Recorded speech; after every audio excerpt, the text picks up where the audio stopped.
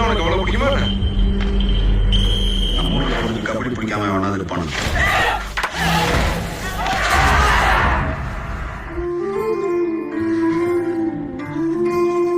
என் பேர் கார்த்திகா. நான் 12th standard government higher secondary school Kannagi நகர்ல படிக்கிறேன். அப்பா சென்ட்ரிங் வேலை செய்றாங்க, அம்மா துப்புரவு பணியாளர் வேலை செய்றாங்க. என்ன கார்த்திகா எக்ஸ்பிரஸ் கூப்பிடுவாங்க.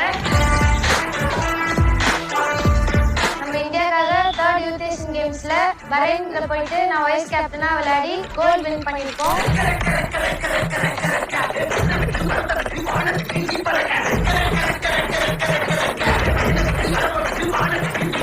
தமிழ்நாட்டுல இருந்து ரொம்ப வருஷத்துக்கு அப்புறம் இந்தியாக்காக விளையாடுறாங்க நம்ம கபடியில இருந்து. அதனால எனக்கு ரொம்ப பெருமையா இருக்கு. சார் கிட்ட ரொம்ப சந்தோஷமா சொன்னேன், நம்ம இந்தியா விளையாடிருக்கோம் சார் நம்ம தமிழ்நாட்டுல இருந்து.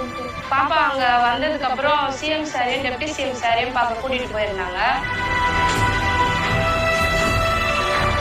கேட்டாங்க எங்களுக்கு என்ன தேவைன்றதெல்லாம். இந்த மாதிரி அவங்களுக்கு இடம் வசதி இல்லைன்னு சொல்லியிருந்தோம் விளையாட்டுக்காக. அந்த இடத்தோட வசதிக்காக கிரவுண்டு, அந்த மாதிரி அவங்க மேட்டு, அது எல்லாமே சொல்லி கேட்டிருக்கோம். சிஎம் சார் செய்து தரேன்னு சொல்லியிருக்காங்க.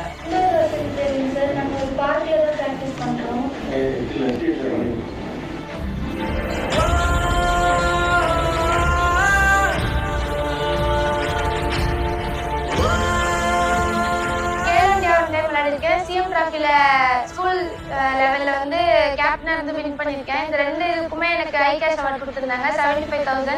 ஜூனியர் நேஷனல் விளையாடிருந்தோம், அதுக்கு வந்து 50,000 கொடுத்திருந்தாங்க. இப்போ இது என்னோட 4th ஐ கேஷ் அவார்ட். நான் 25 லட்சம் கொடுத்திருக்காங்க. அதெல்லாம் என்னோட ஃபேமிலியை ரொம்ப ரொம்ப சப்போர்ட்டிவா இருக்கு.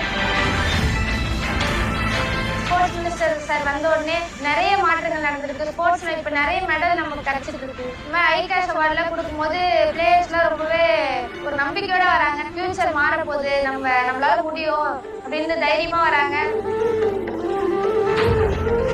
இப்ப எனக்குமே டிகிரி முடிச்ச உடனே கவர்மெண்ட் ஜாப் பண்ணி தரேன்னு சார் சொல்லியிருக்காங்க. அதெல்லாம் ரொம்ப ரொம்ப சந்தோஷமா இருக்கு. இப்ப நான் கவர்மெண்ட் ஜாப்ல இருக்கேன்ற போது அது எனக்கு ரொம்பவே சந்தோஷமா இருக்கும்.